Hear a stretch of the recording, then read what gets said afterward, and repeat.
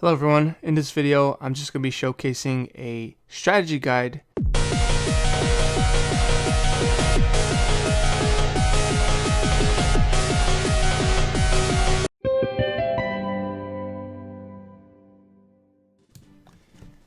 Hi everyone, welcome to another stream. My name is Spirit and today I'm so excited to show you what I got in the mail today.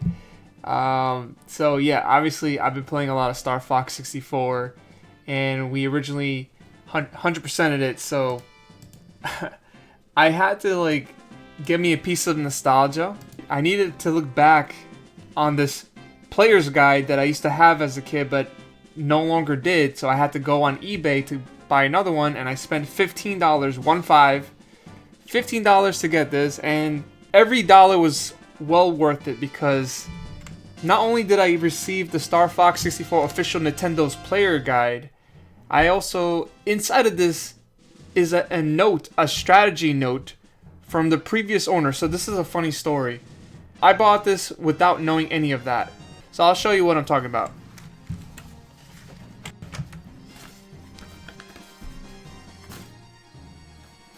I don't even know if I'm showing it right. This is someone's handwriting. This is not my handwriting. So these are like strategies and like pathways you could take in Star Fox 64. I wanna read this because this is what I used to do back in the old days. Wow, this is like someone's notes about how to play Star Fox 64. It's like crazy. And this paper has like a very distinct smell. I don't know what it is. They sprayed cologne on it. It's anything scary to think about, but it just like, I don't know if it's like a graphics paper, but it smells really interesting. I don't know. This particular paper smells like something. Yeah, I wanted to just showcase today the strategy guide, do a little stream where we just showcase the strategy guide. And here we go. I used to have this as a kid, and I think I sold it or something, and I bought it on eBay just recently, and I was like, hey, $15 is not bad. But yeah, this is a player's guide, and you have all the, the publishers and the editors and production manager that went ahead and made this, staff writers, designers, all pilots to your ships. There you go. Got the contents here. Star Fox Saga, the Star Fox team. There's a bit of glare, so I don't know if you... Yeah, let's cover the glare. Operation manual, items and ordnance, the Lilat system, Corneria, media. There's like 120 pages in this book. Corneria, Medio, the planets, Sector X, Titania, Bulls, all the way to Venom. Versus mode, Mr. Miyamoto on Star Fox, and top secret files.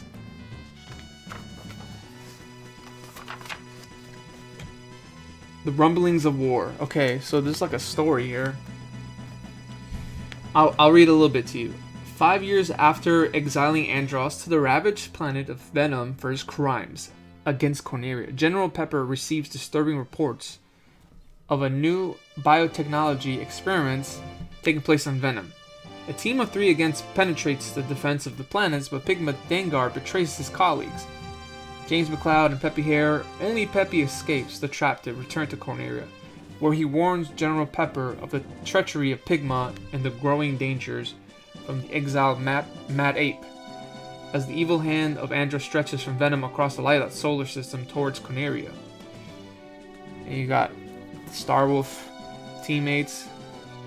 Payback begins now. Andros, Falco, got Falco over there, Peppy, Slippy Toad, and Fox McCloud. What's up, Kyle? How you doing tonight, man? Got the Star Fox team, channel open. Peppy Hare. Peppy's career in the Star Fox team began long ago when Fox's father, James McCloud, led the Fearless Flyers. Although he's a bit crusty, Peppy's a steady companion who's loyal to the core and fierce in battle. Slippy Toad.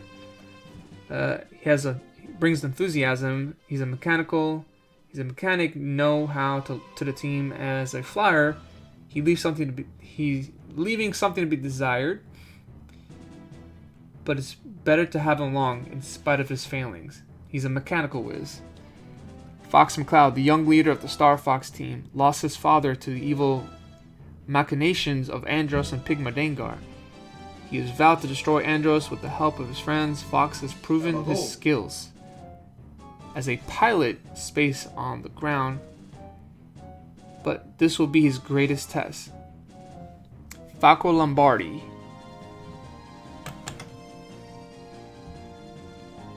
Falco specializes in flying rings around his foes, but he takes more chances than most pilots do. Sometimes he pays dearly for his brashness. Falco never quits, but he complains constantly. He has a lot to gripe about now. Star Fox Who's Who. Bill Gray. Bill is Fox's best friend from the Academy. I never knew that. Is a squadron commander in the Conarian Air Force. You'll meet up with him on Katina. General Pepper, the Commander-in-Chief of Conarian Air Force. General Pepper still feels guilty that he sent James McCloud to his doom. Now that he has hired Fox, he feels responsible for the young flyer's future. Rob 64, right there. Rob 64, the robotic navigator aboard Great Fox, considers Slippy its best friend. Probably because Slippy regularly recharges Rob's proton packs. James McCloud, once the leader of the Star Fox team, James was betrayed by Pigma Dengar. Peppy Hare, Falco Labar. Yeah, so who the fuck is Kate? Kate Monroe. Romance? Romance between Falco and Kate?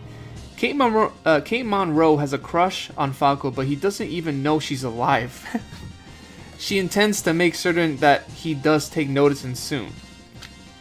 And we never hear from Kate Monroe ever again, by the way. This is the Star Wolf team. You got Wolf O'Donnell, Pigma Dengar, Leon Pawlowski, Andrew Okuni,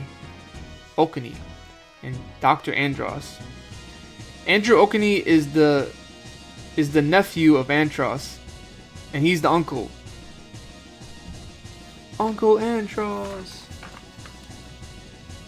Got the operational, the controls, hyper lasers, cockpit, G diffusers. I always want to know what the G diffuser is about. The R-Wing's revolutionary G diffuser system generates a force field that protects the ships from enemy fire and from the stresses of the high-speed aerobatics. C buttons, loop, U-turn, tilt. The barrel roll. Got the barrel roll right there.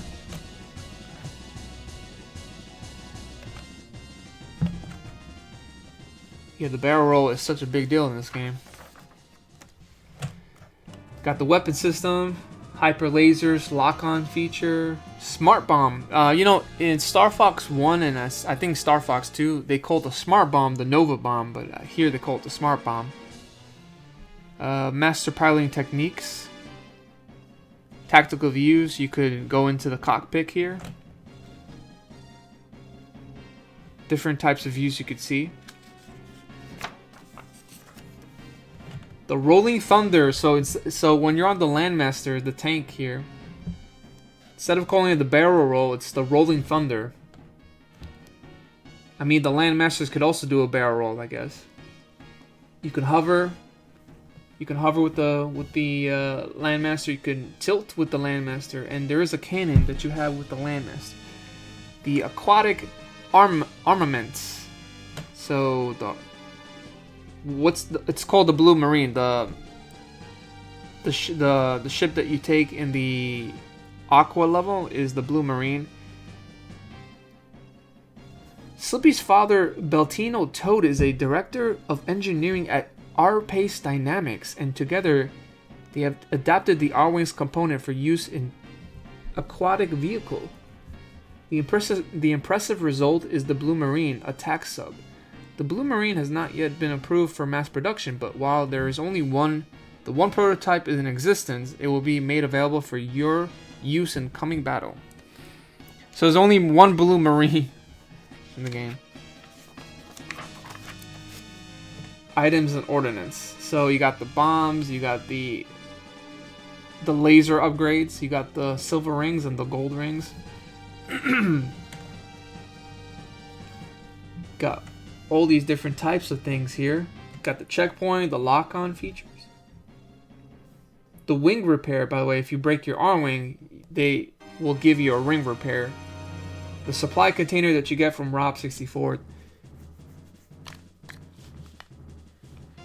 Detour on duty. Check this data link for... I know you guys probably can't see this, but I'm reading it for you.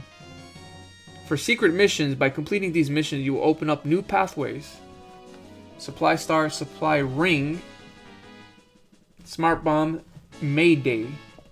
I've never seen this before. Mayday? Look for these on the battle maps to see where your wingman will need assistance. Oh, so like when Slippy fucks up again, huh? That's when you have to go ahead and take care of him. Oh my god. I'm so happy this is included. Like usually sometimes when people have like, you know, primary guides or strategy guides that have been locked away in their basements or their attics, sometimes these will probably be ripped off and not even available within the book. So I'm just really glad that it's here. Like, you know, like you get to see the whole solar system. I'm so like, dude, if I could frame this, honestly, if I could frame this, I would. You know, you got Corneria, Medio, Fortuna, Sector X. I forgot what this planet is called. Titania, I think, right? Bulls, Katina, Solar is the main, kind of like a star. It's a, you know, think of Solar is the sun around the solar system, the Lilat system. You know, got Macbeth. So these two are the only levels where you can take charge of the Landmaster, the tank that you have in Star Fox 64. Sector Y. What is this one again?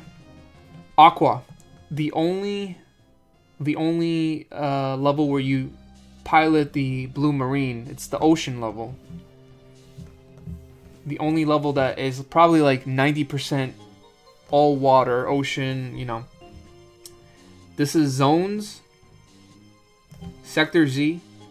I've had a lot of troubles in Sector Z to get the medals here. And this is Area 6. And this right here is Venom. But you can access Venom by two ways. Go the easy path, take the easy path, or the hard path. You could also take the middle path, but then traverse either to the hard path or the easy path. So, question is, since I mentioned all these planets, which levels do I despise the most, and which ones do I favor the most? Honestly,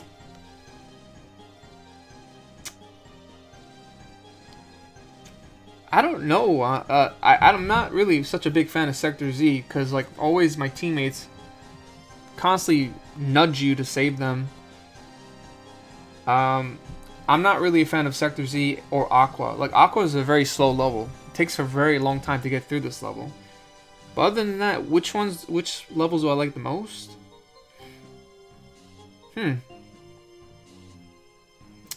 I've always been you know, kind of like an unpopular opinion, but I've always loved this Macbeth level because you get to fight a train. I guess I would say Macbeth. You know, Corneria, the middle level, the beginning level, the introductory level right here, Corneria. It's not a bad level to start with too. Victor Christ, oh my god. What have you done? Oh my god. You gifted us. Oh, thank you so much, bud. Dude, we're showcasing this. I got this in the mail today. I thought it'd be really cool if I could show you guys, you know, just a quick little stream that I could do for you guys.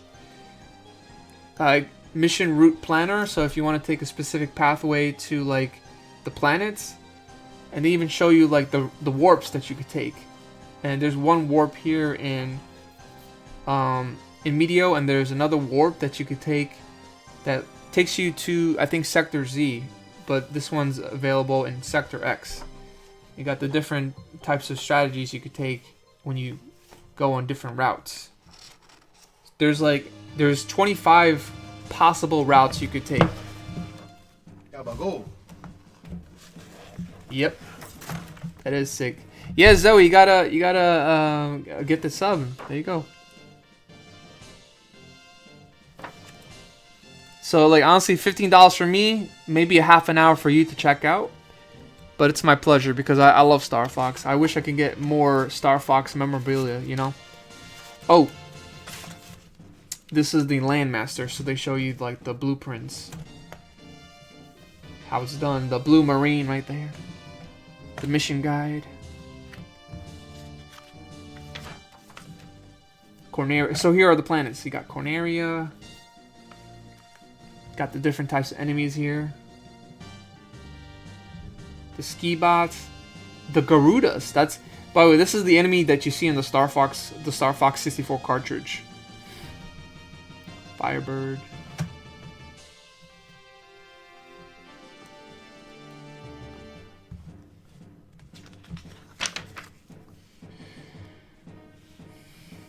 The Z-Gate.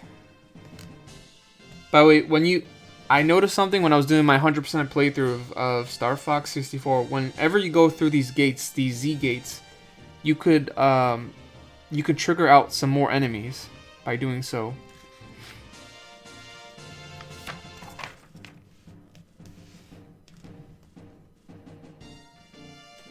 Tilting at Terror. On the left side of the corridor are two buildings with a narrow passage between them. Tilt your arm-wings on the side, fly through the middle, and power up your lasers. When you emerge, 4 enemies will appear, like I just said right there. You also have like a map that shows you, you know, from the start. So this is from the checkpoint. Wait, this is like off. Hold on. This is like the start of the Corneria. So you start by the ocean, you keep going. And then this is like the bridge. This is the bridge that you can go underneath it. And then right here is a checkpoint. I don't know if you can see it. Checkpoint right there. And then I would say, wow, they measured it by time. So at this, sorry. So at this part, like Falco's gonna ask for your assistance for help because he has like bogey on his tail.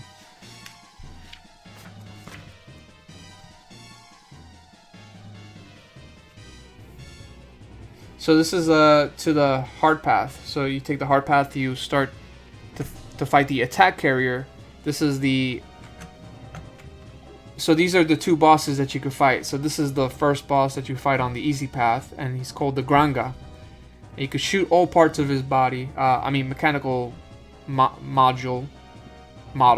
So you could shoot off the arms, the head, back, the legs. And then the attack carrier is when you save Falco and take the hard path. And this boss is like an homage to the Super Nintendo first boss that you fight in Star Fox for SNES. You fight the first boss. It's just like a homage to that boss. Now we go on to Medio. And I think Medio has like a lot of nice variety of enemies in this level for sure.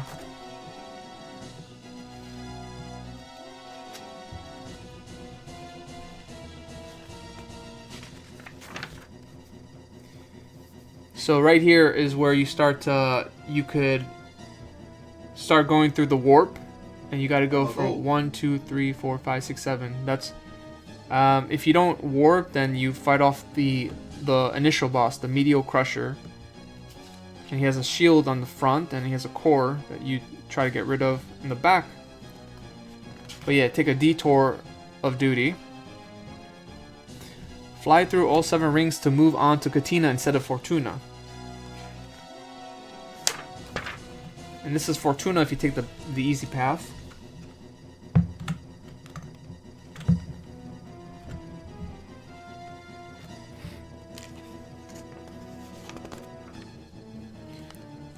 Oh yeah, this is the enemy recon. So this is a Star Wolf ship. It's called the Wolfen. The Wolfen is the fast, highly maneuverable, and with 2 laser cannons as standard equipment, very well armed. Its shields are not as powerful as R-Wing's shields, but in the hand of pilot like Star Wolf, this craft is a force to be reckoned with. The Fortuna base.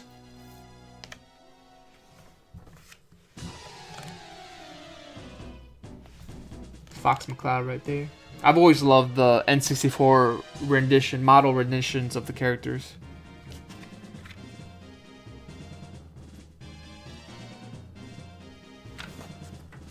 Sector X is the next. If you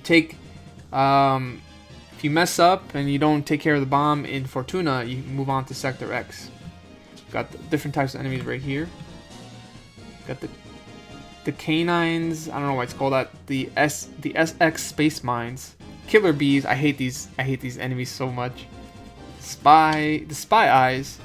The XX lasers. The Borzo fighters. Sector X is one of the 3 mysterious zones where the luminous space dust has formed a nebula that appears in the shape of a giant letter. Scientists are sure these formations aren't natural, but so far no one has explained the phenomena. Sector X has many strange magnetic currents that make travel extremely hazardous. And then you keep going through Sector X, and you can warp in this. You can warp in this level if you wanted to.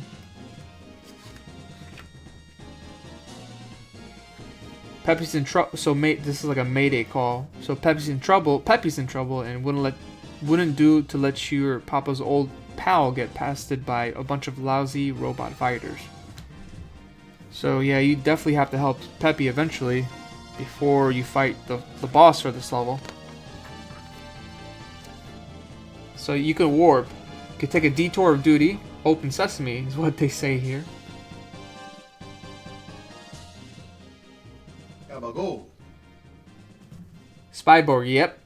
That is one of the cooler bosses, in my opinion. A bit annoying because it talks a lot, but I do like fighting this boss. Save Slippy. If you take too long to destroy Spyborg, Slippy will jump into battle to help you out. Spyborg will then knock Slippy off course and send him tumbling towards planet Titania. Now this is one of the 2 Landmaster stages, and you got the different types of enemies. The landmines, bombers, desert crawlers, which are cool looking enemies.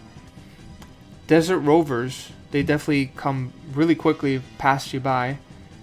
It's hard to see when they're coming. Rascos, cacti. Falling column. Let me change the music for a second. This music gives me PTSD.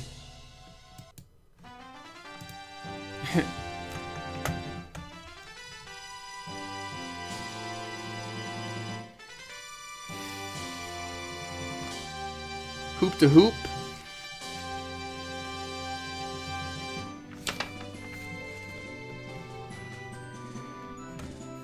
It shows you like what to expect. Hovering for the rings. Yeah, that's tough to do with the Landmaster, but the Gorus. Slippy crashes his R-Wing straight into the clutches of the many limbed Gorus to rescue your companion and free him from Gorus' blistering grip. Sweated out in a heated battle with the ancient, wiry desert dweller and endure its clobbering punches, scorching laser missile, and ghastly monster breath.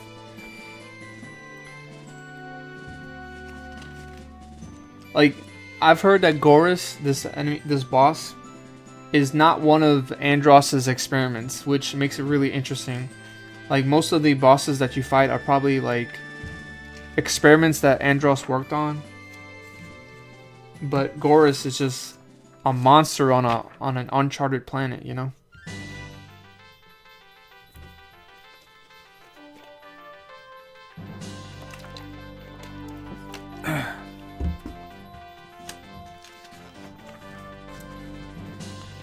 So Boss is just like another planet where you fight Starwolf, depending if you're coming from... If you're coming from like down to the easy path from Macbeth to Balls, then you fight Starwolf, but if you're going through the easy path, you don't fight them.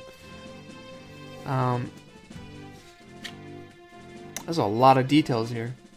Shield reactor, you gotta take these down before you fight the generic enemies that you see. Laser cannons. Got the Boss core. You go into all range mode for this level, and then if you... Well, wait. Sector Y is the hard path. That's only if you destroy the train in Macbeth without fighting it, then you go straight to Sector Y. No, Sector Y is after Aqua's. No, my bad. I thought I was talking about Sector Z. Sector Y, you know, I do like this level. It's a bit hectic, you know. There's a lot going on for it. Double whammy. Farewell to arms. The cannons mounted on the battleship easily elude your R-wing targeting system, so you usually have to fly in fairly close in order to get a lock on the turrets. Such confrontational tactics makes you an easy target, so rather than waiting to get a lock on your target, fire away and pelt the cannons with your lasers. I've always so I know you could take different paths in Sector Y, like you can either go over or under. You have two routes to choose from depending on whether you swoop above Route 1 or below Route 2. The Grazon carrier, to pass it, the lower route is the more hazardous path, flying you directly into the line of cannon, fire, and robot troops. If you vie for the upper route, you'll encounter plenty of enemies that can easily boost your hit points over 100. So I wonder if you could always take like a different path going upwards or downwards in Sector Y. Yeah, thanks for that. And you got the Shogun enemy. So before you fight this guy, you fight two other enemies, bosses, mini bosses before you fight the Shogun.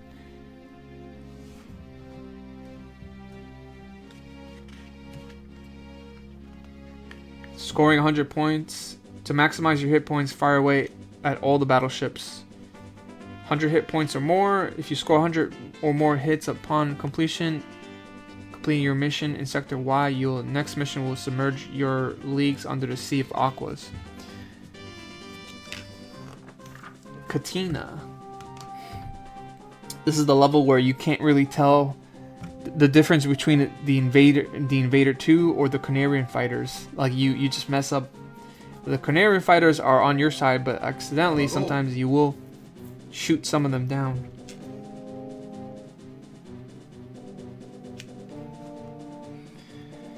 The Star Fox team will defend Katina in all range mode. The skies are swarming with dog-fighting aircraft, and it's difficult to discern friend from foe.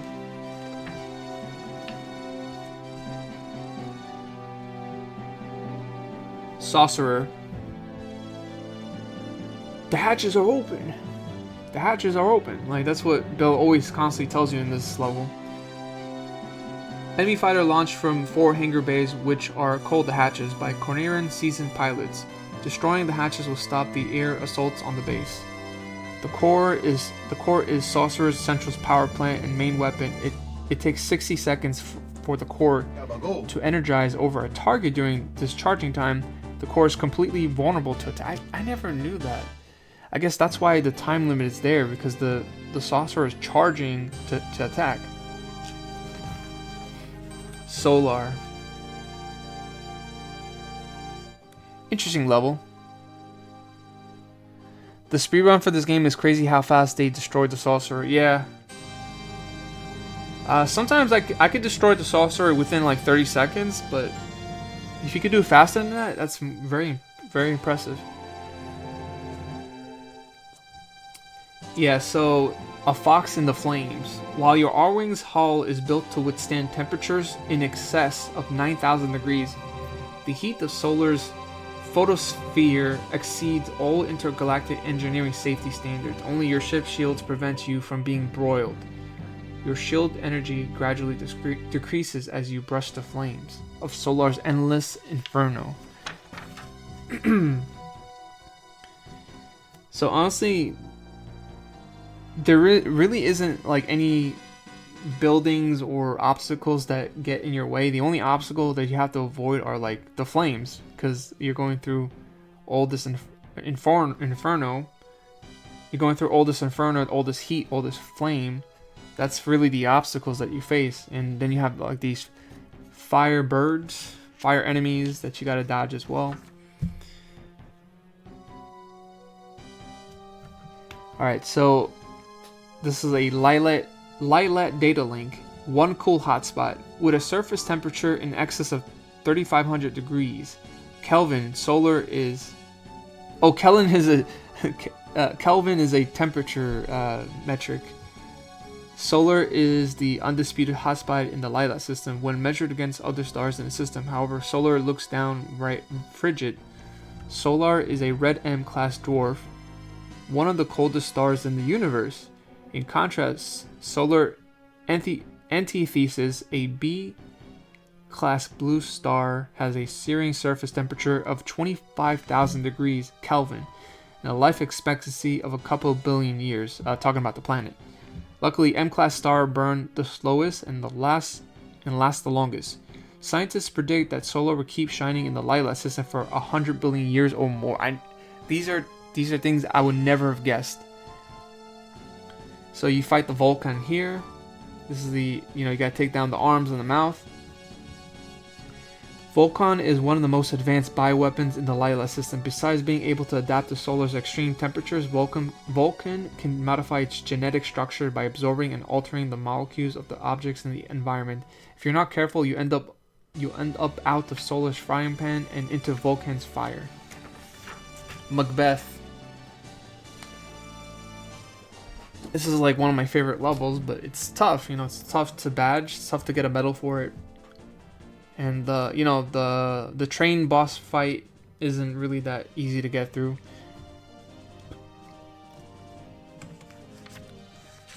Got the cannon car, you got the tripod, the liquid fuel carrier. Got the map that shows you how long it takes you to get to the boss.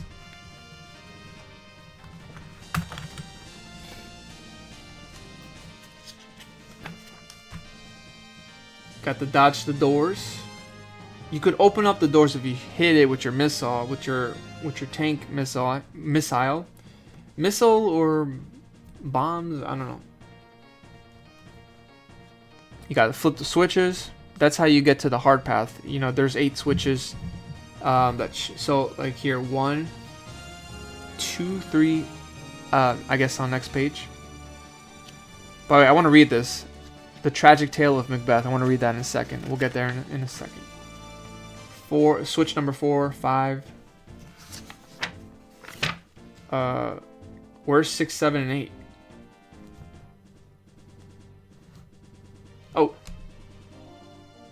Oh, my bad. Hold on a second. I'm sorry. The yellow's not the... Those are the doors, not the... Okay. So this right here is the switches. 1, 2, 3, 4, and then there's another one, 5, 6, 7, 8, and then there's a switch that you flick, the final switch that you shoot to get rid of the boss. So I want to read this. The tragic tale of Macbeth. Years ago, Macbeth was the center of the aerospace industry for the Lilat system. Gifted scientists and engineers flocked to the planet to share knowledge and make staggering sums of money. Orders poured in, and a consortium of companies worked long hours to meet the demand. While there should have been enough wealth for everyone, a handful of greedy CEOs tried to gather up all the power by betraying the consortium with hostile takeovers and leveraged buyouts.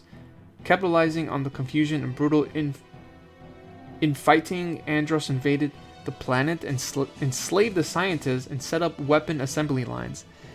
Dude, that is crazy. So yeah, the boss, Macbeth. So he's called the Macbeth, not Macbeth. Macbeth is the boss title, I guess. Aquas. I don't know if you can see it. I'm giving a boo. Not a fan of Aquas. It's not my favorite level from the bunch. So you go in the Blue Marine. It's an ocean level. You know, you're underwater. Got all these different types of enemies. You got the giant spinally fish, which is a cool looking enemy. The anglerfish. The Gyarados. The starfish is the most infuriating enemy to dodge because they explode on you. Aqua squid, you got the sculpins. Also, these enemies too can also explode on you if you're not too careful.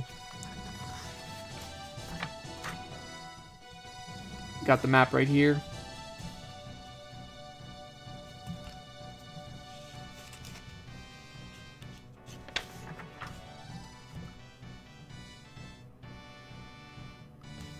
And yeah, there's also I mean, these guys are not enemies. It's called Jelly Angler. Basically, it's like a force field where you can get electrocuted with your Blue Marine. It's like tripods of jellyfish that you have to avoid, and then you fight the boss right here, the Bakun. Got these worms that come out of its top. The snake-like worms that wriggle out of the pods at the top of the clamshell will attack the Blue Marine ceaselessly. Unless you blast them, you can destroy the pods to end this threat. Then you got the mouth. Inside Bakun's gaping mouth, you'll see two red muscles that hold the two halves of the shell together. Blast the muscles using lasers and torps until they break. Then shoot the eye. Gaping mouth. Yep. You know, I don't think this guide even tells you this, but people have found out that you can also. So you could take care of like the worm, like the pods on top of the Bakun. You can get rid of the pods, and then you could take care of the mouth. But there's also on the side of the mouth and the eye where they shoot a bunch of like I don't know, pearls. Like there's a bunch of pearls that come from the side. You could take out all that as well. So you could take out the pods on the top. You could take out the thing that shoots out the pearls, and then you could take care of the eye as well. On retro achievement, you can actually get a retro achievement for doing that, by the way. Zones is the wasteland planet here. Toxic Terror. Got the enemies here. I don't know if you guys can see this. Got the radar boas. Got the Trokas. These enemies give you 5. They give you 5 points. So if you see them when you get the zones, like you could get a buoys. Yeah, buoys. Oh, thank you so much. Buoys. Got the patrol boats. Got the Zeagulls, the Z serpents, and you got the Kani. And the Kani is like a spider-looking creature, and you get 2 points for attacking it. Search and destroy. You gotta take out those lights. Shut out those lights. I'm thinking about, there's like a Looney Tune clip that I just thought about where I think it was either Daffy Duck or Bugs Bunny was trying to sleep, and someone turns on the light in the room, and then they scream like, "Shut out those lights! Shut out those lights!" If I had the clip, I would show you, but I don't have it. And you got the map here and show you like everything that's gonna happen. These right here are I think those are the sea snakes that you see, or they're called the Todora. Oh, it's not a snake. It's a local species of dragon.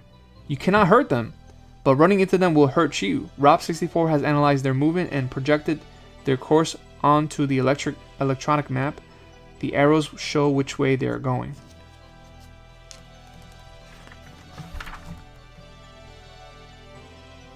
Gate Crusher. Oh, to this day I still don't know how to like open up the gates when you know, sometimes you gotta shoot out a light or get a specific ability.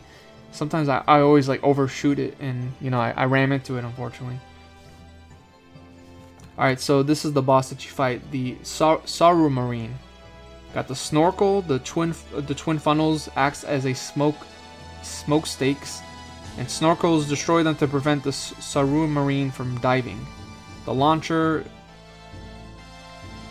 is the launcher, it launches things at you. The crane, as long as the crane is operating, you won't be able to destroy the Saru Marine.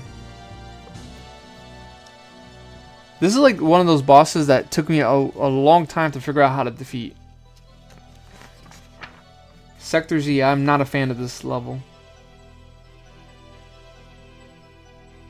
So like, yeah, this is like taking to the hard path. Got the Copperhead enemies, and you got the Invader 3 enemies. These guys will definitely rush you. You know, they'll definitely follow you, and they'll rush you as much as they could. Oh yeah, I just honestly, on my last playthrough, I just found out about this, but if you broke your R-Wing in Sector Z, you can actually go in the back of the Great Fox around this. Like you would think this is like for detail, right? Like this is like a detail of the ship, and you probably can't even go inside of it, right? You're wrong. You can actually go on the back of Great Fox and repair your R-Wing. I never knew that. So you got the Copperheads, you got the Warheads, and these are the missiles you got to take out. And yes, unfortunately, you know, if you're going for the medal, you have to get 100 points, and sometimes your teammates will actively go after these missiles to take them down, which is great if you're playing casually. But if you're trying to score those points, and by the way, like Sector Z is an all range mode level, so like you barely, by the time the first missile comes, the first rocket comes, the warhead, like you would have about like 20 to 25 points. So each missile gives you 10 points, so there's about 6, right? 6 missiles, you have to get 60 points. And I still think you're short. You'll still be short by the end of the level, so you have to get 100. And yeah, getting the missiles are very important. And Cat comes around and tries to help with the missiles too. So all your teammates suddenly start becoming resourceful and helpful when you don't want them to be.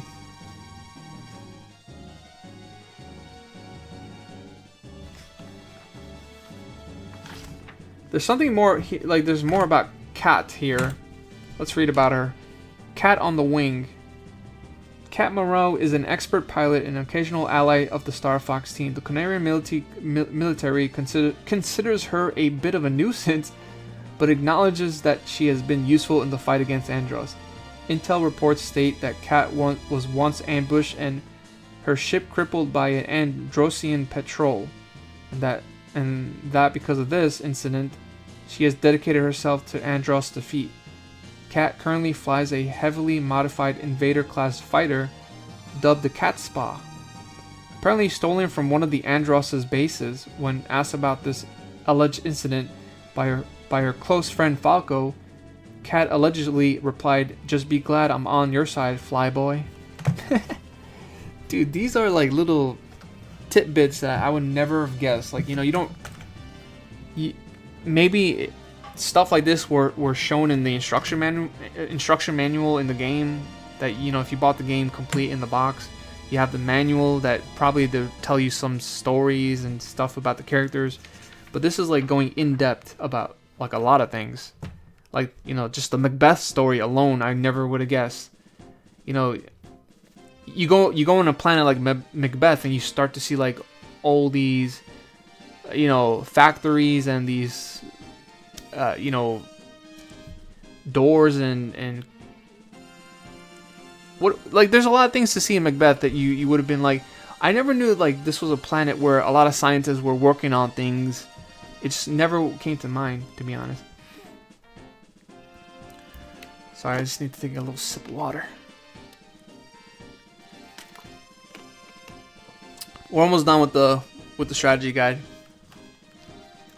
Say like, yeah. Area 6, this is the second to last level, I would assume. It's basically like waves and waves of enemies. You know, you gotta dodge. Either you could dodge them, or you could take them down for the medal. And you would see a ton of these Umbra class stations. I don't really know what they are. Actually, let's read about it. The Umbra class defense stations are worth 4 hits each, so destroy as many as you can. If you're not worrying about points, though, you might be better off targeting the swarms of fighters instead. Hit them with a charged laser and follow with your rapid fire lasers. Be careful, as some of them will turn and bring all their guns to bear on you. These ninja missiles will explode on you. You gotta be careful. So use the brakes. Harlock class fighters. Frigates. Got the Zerum class cruisers. These take a long time to destroy. These names are these names are just out of left field. I would never assume that this boss would be called Gorgon. But yeah, it's like, you know, it has a very massive laser beam that you have to destroy. You gotta shoot the tentacles and the energy balls, and then there's the core that opens up. You gotta, you know, by the end of this boss battle, I'm like smashing the button to destroy it as quickly as possible, because, you know, I don't want to start over again, you know. Alright, so Venom. So obviously Venom, there's 2 pathways. You could either go from boss and take the easy path, or go from area 6 and take the hard path. And if you take the hard path, you're not going to be taking like an ordinary level. Like, you're not going to be partaking in a level like Corneria, like you go from point A to B. So the easy path is actually, for me, on expert mode, was the harder path, because it's like a full-fledged level and you gotta dodge and destroy as much enemies as possible. And then at the end of it, you fight this monument thing. It's like this statue that's part robot, part statue. There's a lot of things to dodge, and I just, you know, I think it's a hard version of Venom, right? It's a harder version of Venom. But like, if you partake the hard route and you just go on the hard route, which is more so the easy route, because all you got to do is fight Starwolf. But Starwolf are particularly hard to face against. But yeah, you get to face off the Wolfen too, which is probably, I think, the second time you would fight Starwolf on the hard path. I think if you go on the easy path, so you would fight anyways, you would fight Starwolf regardless if you go on the easy path or the hard path. You would fight them 2 times. So I don't know, like, yeah, I think on the easy path, if you just go straight to the easy path, you only fight Starwolf 1 time. But if you decide to go up to Macbeth, and then I don't remember the path, to be honest. Alright, so there's more information about the Golem. So they say, like, there's like a little bit of like some lore here. Evidence of a lost tribe? Question mark. It is not known whether Golmek is something Andros created or something he discovered in the ancient ruins that dot the surface of Venom. Few archaeological surveys were sent to Venom before Andros took it over as his base. But Cornerian University scientists believe that the legendary lost tribe of Corneris did indeed inhabit Venom in the distant past. The lost tribe of the Corneris inhabited Venom in the distant past. They also think it's possible that Golmek is a remnant of the lost tribe's technology. Ancient texts state that the tribe eventually struck out into space to find a new home, but what became of them, no one knows. Starwolf, yeah, this is when you fight Starwolf in the hard path. And by the way, Beancat, shouts out to you for giving me the tricks and tips on how to get the best items when you're about to face Andros. So yeah, Andros, you get to fight him in the easy path,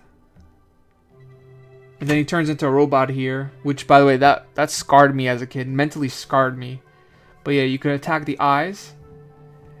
I always thought, like, you know, Andros was a human. Like, I never knew he was a monkey. Like, when I played Star Fox 64, and even when I played Star Fox, the original Star Fox, he doesn't, honestly, I don't think he looks like a monkey here, but I guess maybe because, like, he has gray hair and everything, and it's, like, weird. Oh, actually, I want to read this. So, Miyamoto on Star Fox 64. Alright, so in an exclusive interview with Nintendo Power for the Star Fox 64 player guide, Shigeru Miyamoto discussed the creation of Star Fox 64 and other related topics from his office at Nintendo Kyoto headquarters. If you ever wondered what the premier game designer in the world thinks about when he's making a game, then read on. You might even find out what Starship is all about. Starship? Why'd they write that? Topic: the goals for Star Fox 64. We heard that you did the job of the director, even though officially you were the producer of Star Fox 64. Shigeru Miyamoto says, "No, it's not true. Since I designed the original Star Fox game, I'm responsible for the basic game design, but I fully relied upon other people to direct the game. We also heard that many opinions about how to change the Corneria stage, especially after the game was finished. Yes, I asked for additional changes to add more excitement. I wanted to see changes to some of the basic rules as well. So they asked, how about map design? I made changes in Corneria and Medio. I think the first 30 minutes of the game is the most important. It's the producer's job to make sure that it's exciting." Why did you make Star Fox 64 a remake of the original Star Fox? It was a question. Miyamoto answered, "We wanted to produce an interesting game design rather than a new story. Sometimes I ask myself if we should continue this approach.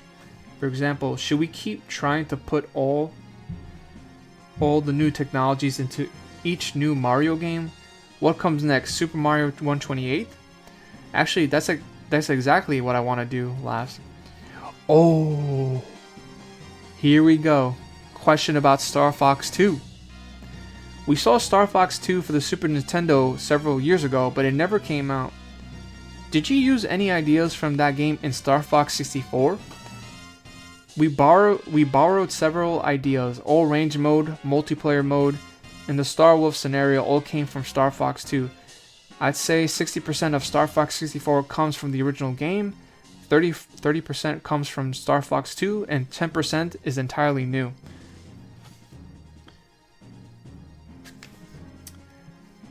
So you really wanted to make the definitive Star Fox game with the N64 title. Miyamoto answers, "Not exactly. I'm not so attached to the Star Fox theme. The original game was a challenge to push the limits of the Super Nintendo hardware. When we showed the game to the people, they said, what's the triangle?" For us, the polygon shapes were part of a ship or a building, not just a flat triangle. Now, after finishing Star Fox 64, I can look back and see that it really was just a flat triangle. What were some of the things that didn't work in the original game? Miyamoto answered, "I really wanted to make realistic aiming and shooting sort of floating feeling, but it was difficult to get it to work on the Super NES. I wanted to improve that in the N64 game." By the way, Miyamoto is really they're definitely downplaying Argonaut games. Like, they were the ones that worked really hard on Star Fox. I don't think Miyamoto really worked a lot. He was more so the director. I think Miyamoto is taking way too much credit when it was really Argonaut games that really established the IP under Nintendo. But that's for another day.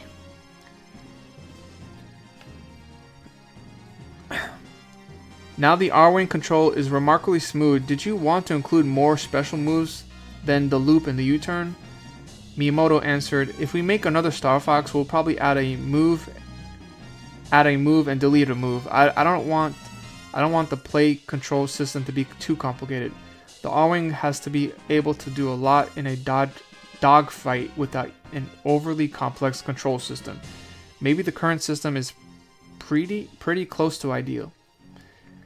Nintendo Power asks, "The configuration of the button controls always seems to be very good in Star Fox 64. Why did you make the Star Fox 64 a remake? The configuration of the button controls always seems to be very good in in your games. How do you decide what button operates what functions?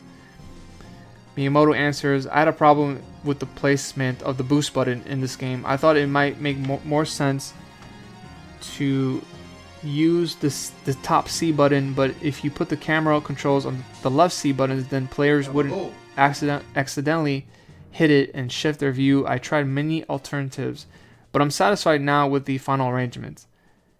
They asked him, you must be happy with it. You didn't include a configure mode. So Miyamoto answered, actually, we kept the configure mode until the end of last January, but we decided that we should emphasize Star Fox-like gameplay, and we deleted the option. Also, we wanted to establish a sort of standard for control stick operations. So I'm sorry, guys, I'm getting tired. There's a lot of questions. I'm gonna finish here.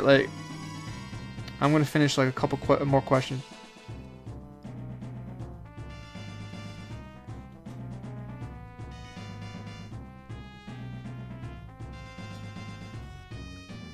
It seems surprising that Fox has a speaking part. It's hard to imagine characters like Mario or Link speaking in one of your games. Yes, I'm also surprised. I supervised the script and editing, but much of it was entrusted to other staff members. Then I discovered that Fox was speaking. Where did that come from? But as it turns out, the speaking parts are kept to a minimum. It's different from an RPG character speaking. In Japan, they asked him. In Japan, some players have complained that Slippy does not croak. That is to say, he doesn't make a croaking sound. I told them to cut the croaking. They were laughing. It was too childlike.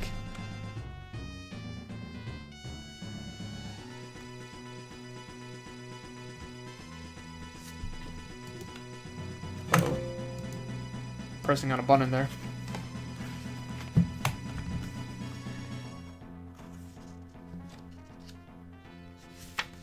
Trying to find some questions that really comes to mind here.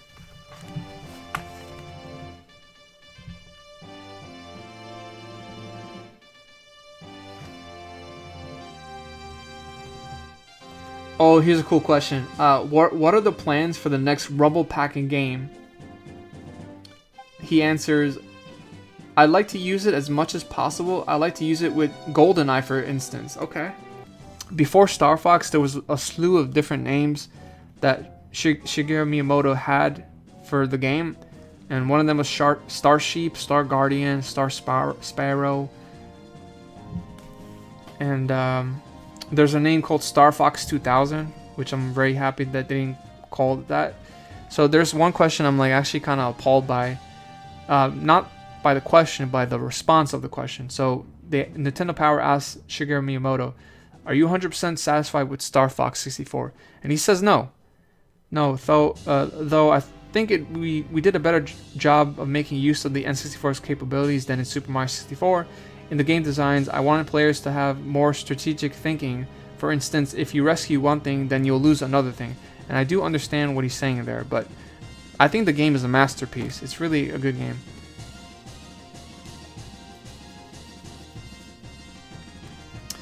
And they ask him, like, what's his favorite planet in Star Fox 64? And he says, I like the branch route of Venom 1. When the characters split up, you have to decide who to help. Falco should be okay on his own, but I worry about Slippy. I would like to create more of those situations. Also, I like the looping actions of the R-Wing. It's fun and easy to control. That's what Nintendo games are all about.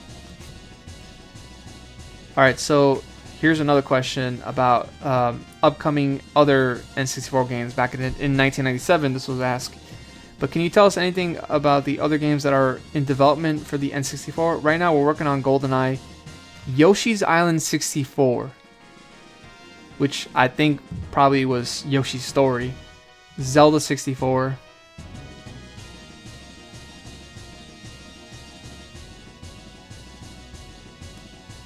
I'm glad that Rare is working on it. Turok was a good example of that type of game. Even though I thought about... yeah.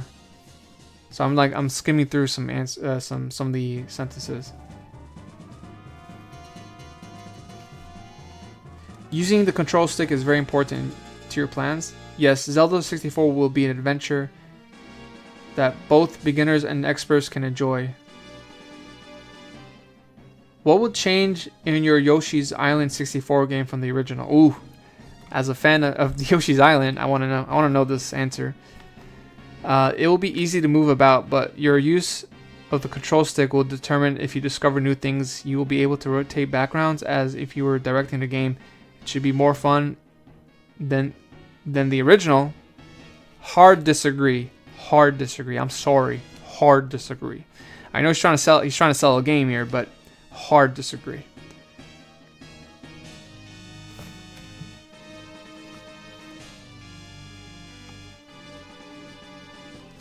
And he's talking more about he's talking more about Zelda 64.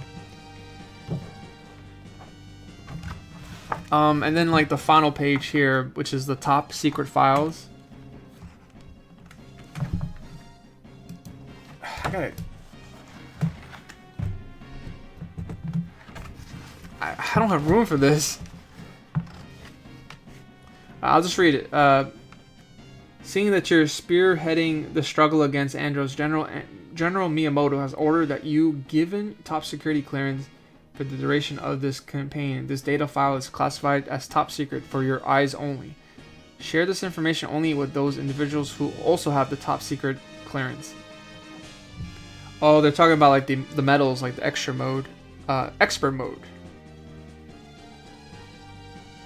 When you do that, in normal mode, when you get all the medals, you unlock the Landmaster tank in versus mode. You get the sound test feature.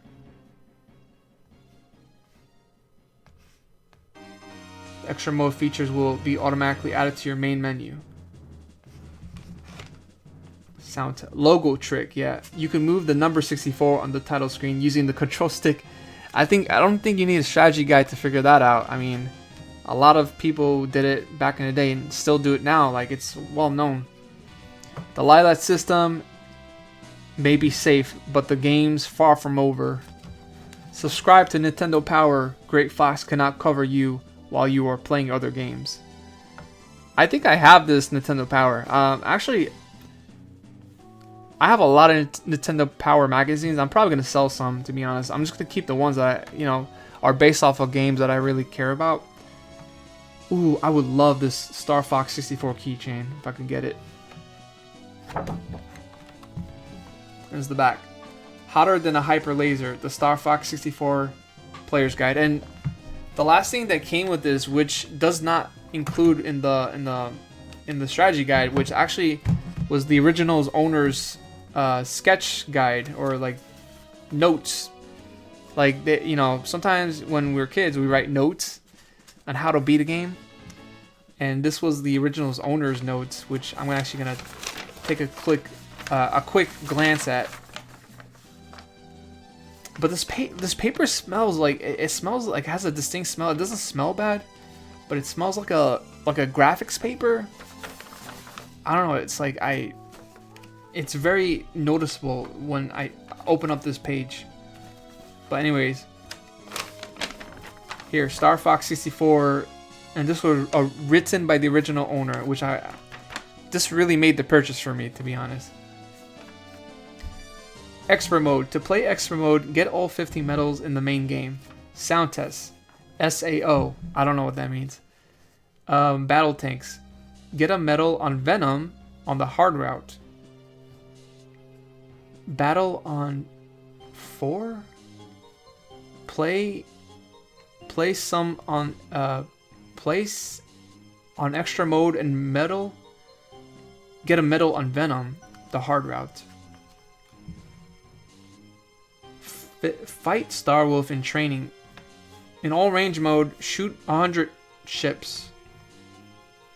Oh, in all range mode. I'm guessing that's a training mode. Warp. So you can warp in the planets Titania or in Cantina. Fly through all 7 blue warp rings found shortly after the checkpoint in Medio. Sector X to Sector Z. This is the second warp, by the way. Blow open and go through each of the large metallic doors down the left side of the second half of the stage. Sector Z. To repair your ship, fly into the Great Fox. Shadow of the Empire. Wait, this is not Star Fox, but let's take a look anyways. We'll take a look into it. So this is Star Wars, the Star Wars N64 game, Shadow of the Empire. So we've got some cheat sheets here. Play as ATST Wampa or Snow Trooper. Start new game. Make a name and Wampa Stompa. I guess that's the code.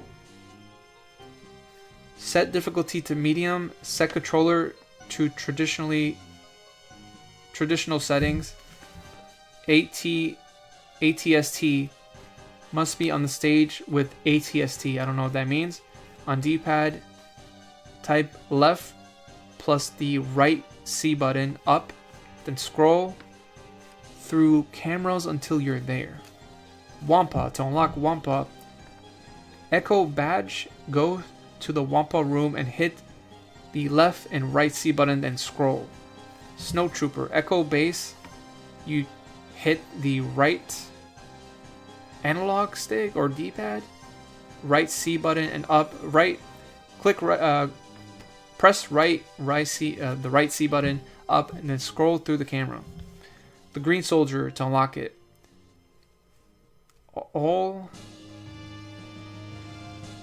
kill all but from the Green Soldier. Boba Fett. I can't read that, I'm sorry.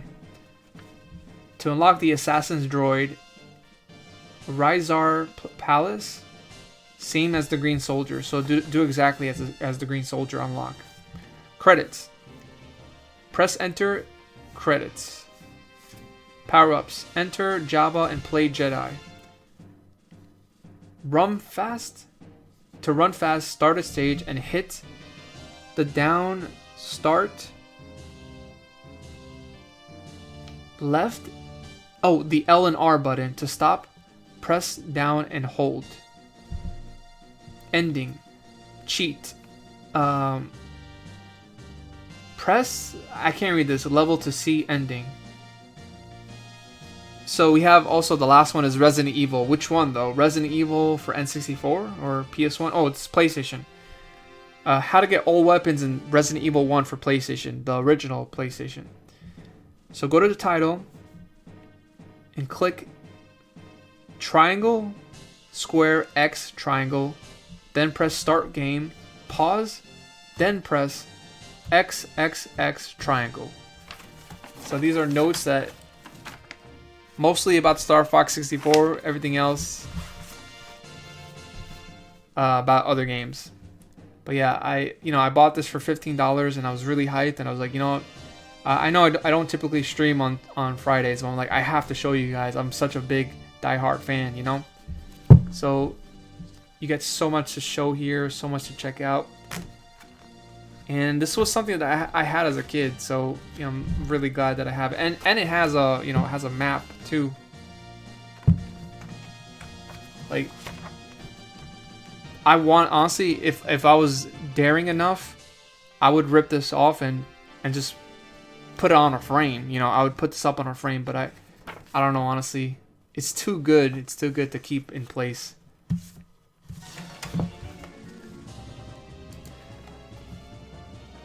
But anyways, guys, thank you so much for watching my showcase of the Star Fox 64 strategy guide, the player's guide, the official Nintendo player's guide. $15 from me, an hour for you to see with your own eyes.